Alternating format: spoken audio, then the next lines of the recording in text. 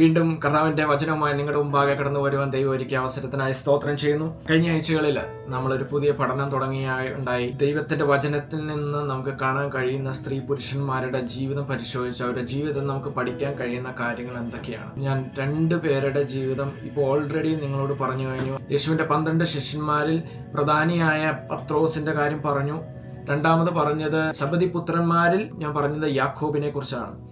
ഇന്ന് സബദി പുത്രന്മാരിൽ രണ്ടാമനായ മറ്റൊരു വ്യക്തിയായ തൻ്റെ സഹോദരനായ യോഹന്നാനെ കുറിച്ച് പറയാൻ ആഗ്രഹിക്കുന്നു. യേശുവിൻ്റെ 3ാമത്തെ ശിഷ്യൻ. ഒന്നാമത്തെ കാര്യം, യോഹന്നാനിൽ നമുക്ക് പഠിക്കാൻ കഴിയുന്നത് deep relationship. He was so deeply in relationship with Christ. Yohannan 13:23 വായിക്കുമ്പോൾ നമുക്ക് കാണാം, ശിഷ്യന്മാരിൽ വെച്ച് യേശു സ്നേഹിച്ച ഒരുത്തൻ യേശുവിന്റെ മാറുവിടത്ത് ചാരിക്കൊണ്ടിരുന്നു. ഇവിടെ പറയുന്നത് യോഹന്നാനെ കുറിച്ചാണ്. നമുക്കറിയാം, യേശു സ്നേഹിച്ച ശിഷ്യൻ എന്ന് മറ്റൊരിടത്ത് യോഹന്നാനിൽ തന്നെ പറയുന്നുണ്ട്. He was so intimate to Christ. Yeshu എവിടെയെല്ലാം പോയപ്പോഴും പത്രോസ്, യോഹന്നാൻ, യാക്കോബ്, ഈ 3 പേരെ നിർബന്ധമായിട്ടുണ്ടായിരുന്നു യേശുവിനോടൊപ്പം. ശിഷ്യന്മാരിൽ എപ്പോഴും ഉണ്ടായിരുന്നവരിൽ ഈ 3 പേരാണ്. മറ്റുള്ള പല ശിഷ്യന്മാരെയും കൊണ്ടാവാതിരുന്ന സന്ദർഭത്തിൽ പോലും യേശു ഈ 3 പേരെയും കൊണ്ടുപോയതായിട്ട് നമുക്ക് കാണാൻ കഴിയും. രണ്ടാമത്തെ കാര്യം, യോഹന്നാനിൽ നമുക്ക് പഠിക്കാൻ കഴിയുന്നത് love is the heart of the gospel. യോഹന്നാന്റെ സുവിശേഷങ്ങളും ലേഖനങ്ങളും വായിച്ചാൽ അത് ഏറ്റവും കൂടുതൽ എംഫസൈസ് ചെയ്തിരിക്കുന്ന സ്നേഹത്തെക്കുറിച്ചാണ്. പക്ഷേ യോഹന്നാൻ അതുപോലെ ഒരു സ്വഭാവക്കാരനായിരുന്നു. ഞാൻ കഴിഞ്ഞ വീഡിയോയിൽ ഞാൻ പറഞ്ഞു, സബദി പുത്രനായ യാക്കോബിനെ കുറിച്ച് പറയുന്നത് they were called the sons of thunder, ഇടിമക്കൾ എന്ന യോഹന്നാനെയും യാക്കോബിനെയും പറഞ്ഞിരുന്നത്, because of their fiery spirit.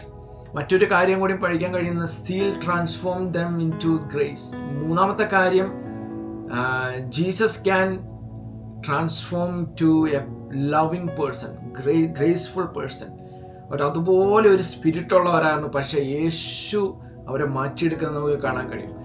യോഹന്നാന്റെ ലേഖനങ്ങൾ, പ്രത്യേകിച്ച് 1-ാം ലേഖനമൊക്കെ വായിക്കുമ്പോൾ സ്നേഹത്തെക്കുറിച്ച് തന്നെയാണ്. 4-ാം അധ്യായം നിങ്ങളൊന്ന് വായിച്ചു നോക്കിയാൽ പറയാം, മുഴുവൻ സ്നേഹത്തെക്കുറിച്ചാണ് ഞാൻ പറയുന്നത്. അതിൽ ഒരു വാക്യം വായിക്കാൻ ആഗ്രഹിക്കുന്നു. 1 യോഹന്നാൻ 4:7 മുതൽ വായിക്കുമ്പോൾ, പ്രിയമുള്ളവരെ, നാം അന്യോന്യം സ്നേഹിക്കുക. സ്നേഹം ദൈവത്തിൽ നിന്ന് വരുന്നു. സ്നേഹിക്കുന്നവനെല്ലാം ദൈവത്തിൽ നിന്ന് ജനിച്ചിരിക്കുന്നു, ദൈവത്തെ അറിയുകയും ചെയ്യുന്നു.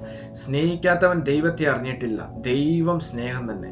കർത്താവിന്റെ ശിഷ്യനായിരുന്ന അപ്പോസ്തലൻ പൗലോസ് ഭയങ്കര സെലസായിട്ടൊരു വ്യക്തിയായിരുന്നു. പക്ഷേ സ്നേഹത്തിൽ നിന്നല്ലായിരുന്നു അത് ചെയ്തത്. പക്ഷെ ആ വ്യക്തിയെയും ദൈവം പിന്നത്തേതിൽ മാറ്റാൻ കഴിയുന്നു. അതുകൊണ്ടാണ് 1 കൊരിന്ത്യർ 13-ാം അധ്യായത്തില്, ഞാൻ മനുഷ്യരുടെയും ദൂതന്മാരുടെയും ഭാഷയിൽ സംസാരിച്ചാലും സ്നേഹമില്ല എങ്കിൽ മുഴങ്ങുന്ന ചെമ്പോ ചിലമ്പുന്ന കൈത്താളമോ അത്രേ. യോഹന്നാൻ തന്നെ പറയാ, ദൈവം സ്നേഹമാകുന്നു. അപ്പോൾ നമ്മുടെ ഗോസ്പൽ മുഴുവൻ എംഫസൈസ് ചെയ്യുന്നത്, യേശു എംഫസൈസ് ചെയ്ത ദൈവ സ്നേഹമാണ്. ഗോസ്പൽ മുഴുവൻ സ്നേഹത്തിൽ നിന്നാണ്, സ്നേഹമാണ് എംഫസൈസ് ചെയ്തത്. Christian faith without love is empty. നമുക്ക് ഇതിൽ നിന്ന് കാണാൻ കഴിയും. മറ്റൊരു കാര്യം കാണാൻ കഴിയുന്ന, faithful witness of Jesus Christ in sufferings. യേശുവിൻ വിശ്വസിക്കുകയും ക്രിസ്ത്യാനിറ്റി ലോകത്തോട് അറിയിക്കുന്നത്, യേശുവിനെ കുറിച്ച് അറിയിക്കുന്നതിൻ്റെ പേരിൽ ഒത്തിരി പെർസിക്യൂഷൻ ചെയ്യാനിടയായി. ഞാൻ കേട്ടിരിക്കുന്നത്, ആദ്യം അർക്കവാളാൽ അറുക്കാൻ ശ്രമിച്ചു യോഹന്നാനെ. അത് നടക്കാനിട്ട് തിളച്ച എണ്ണയിൽ കൊണ്ടിട്ടു കൊല്ലാൻ വേണ്ടി.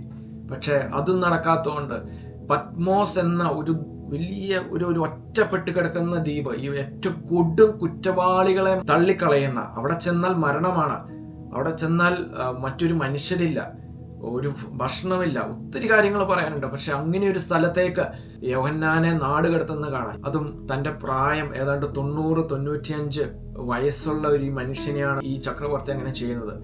ഇത്രയും പ്രായത്തിലും യേശുവിനെ അദ്ദേഹം തള്ളിക്കളഞ്ഞില്ല. He suffered everything for Christ. മറ്റൊരു കാര്യം, ഹി വാസ് എ കെയറിങ് മാൻ.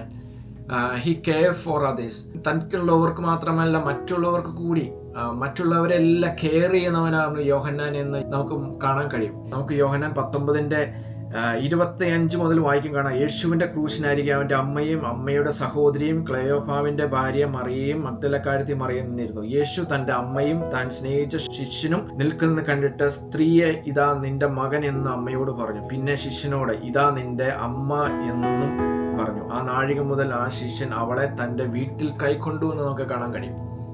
അപ്പോൾ ക്രൂശിൽ കിടക്കുന്ന യേശു തൻ്റെ അമ്മയെ ഏൽപ്പിച്ചത് ഈ ശിഷ്യനായിരുന്നു. മറ്റൊരു കാര്യം, he was bold in telling truth. ഇതിവിടെയാണ് നമ്മൾ പ്രധാനപ്പെട്ട കാര്യം മനസ്സിലാക്കേണ്ടത്. We should be bold in defending truth. ദൈവത്തിൻ്റെ വചനത്തെ കാക്കാൻ നമ്മൾ ഷുഡ് ബി ബോൾഡ്. ചിലപ്പോൾ ആ ബോൾഡ്നെസ് കാണുമ്പോൾ പറയും ഇവന് സ്നേഹമില്ല. പക്ഷെ ദൈവത്തിൻ്റെ വചനം അങ്ങനെയല്ല കാണിക്കുന്നത്. ദൈവത്തിൻ്റെ ശിഷ്യന്മാർ ആ മാതൃകയല്ല കാണിച്ചത്. യേശു ക്രിസ്തു പോലും ആ മാതൃകയല്ല കാണിച്ചത്. സ്നേഹത്തിൻ്റെ പേരിലല്ല അക്സെപ്റ്റ് ചെയ്യുകയല്ല ചെയ്തത്. ഇന്നത്തെ കാലത്ത് പല ദൈവദാസന്മാരും അങ്ങനെയുള്ള പല കാര്യങ്ങൾ പറയുന്ന കാണാം. ഈവൻ ഹോമോസെക്ഷുവാലിറ്റിയെ കുറിച്ച്, ഗോഡ് ലവ്സ് ദം, പിന്നെ എനിക്കെന്താ പ്രശ്നം, നോ ഹോമോസെക്ഷുവാലിറ്റിയെ 100% ദൈവത്തിൻ്റെ വചനം കണ്ടം ചെയ്യുന്നു എന്ന് അവർക്കും അറിയാം, എല്ലാവർക്കും അറിയാം. ദൈവത്തിൻ്റെ വചനത്തിൽ നിന്ന് വ്യക്തമായിട്ട് സോദോം ഗൊമോറ മുതലുള്ള കാര്യങ്ങൾ നമുക്ക് കാണാൻ കഴിയും. ഹോമോസെക്ഷുവാലിറ്റിയെ ദൈവം 100% കണ്ടം ചെയ്യുന്നു.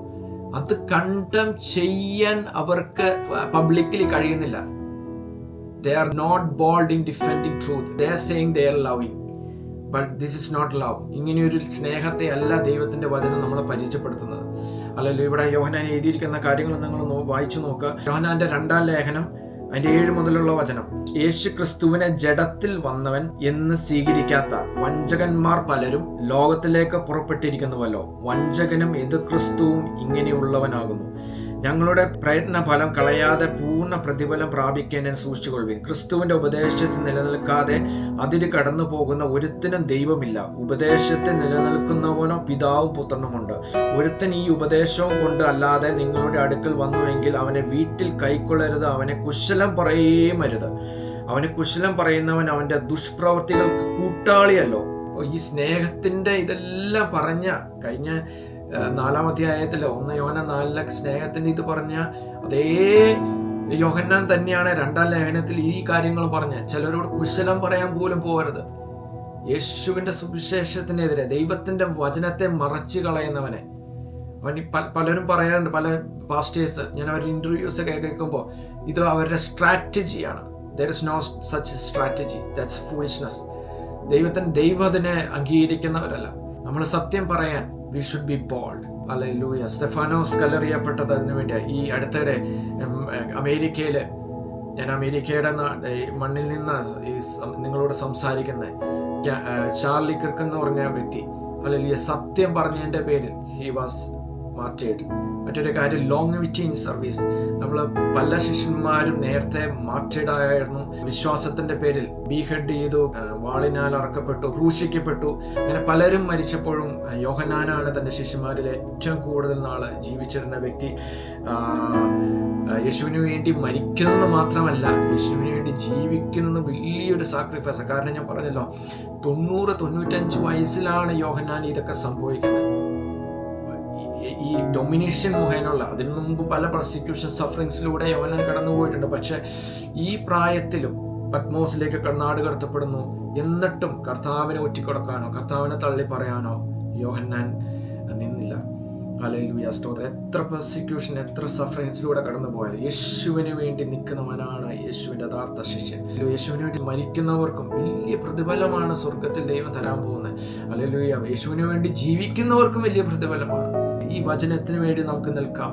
ഈവൻ നമ്മുടെ ജീവൻ നഷ്ടപ്പെട്ടാൽ, യാക്കോബിന്റെ ജീവിതത്തെക്കുറിച്ച് ഞാൻ കഴിഞ്ഞ ആഴ്ച പറഞ്ഞു. True discipleship may cost your life. Charlie Kirk ഒരു ഉദാഹരണമാണ്. കർത്താവിന് വേണ്ടി നമുക്ക് ജീവിക്കാം, ഈ വിശ്വാസത്തിന് വേണ്ടി നിലനിൽക്കാം. ദൈവം നിങ്ങളെ അനുഗ്രഹിക്കട്ടെ. അനേകർക്ക് ഷെയർ ചെയ്യുക. ഈ ഒരു സീരീസ് ഓഫ് പഠനം നമ്മുടെ ജീവിതത്തിൽ ഒരു അനുഗ്രഹമായിരിക്കും. എല്ലാവരുടെ ജീവിതത്തിൽ നിന്ന്, ഈവൻ കർത്താവിനെ സേവിച്ചവരും ദൈവത്തെ സേവിച്ചവരും സേവിക്കാത്തവരും ജീവിതത്തിൽ നിന്ന് നമുക്ക് അനേക കാര്യങ്ങൾ ഈ ബൈബിളിൽ നിന്ന് പഠിക്കാനുണ്ട്, അവരുടെ ജീവിതത്തിൽ നിന്ന് പഠിക്കാനുണ്ട്. ഇത് സീരിയസ് ആയി നിങ്ങൾ കാണുക, അനേകർക്ക് ഷെയർ ചെയ്യുക. Bless you all. God bless you.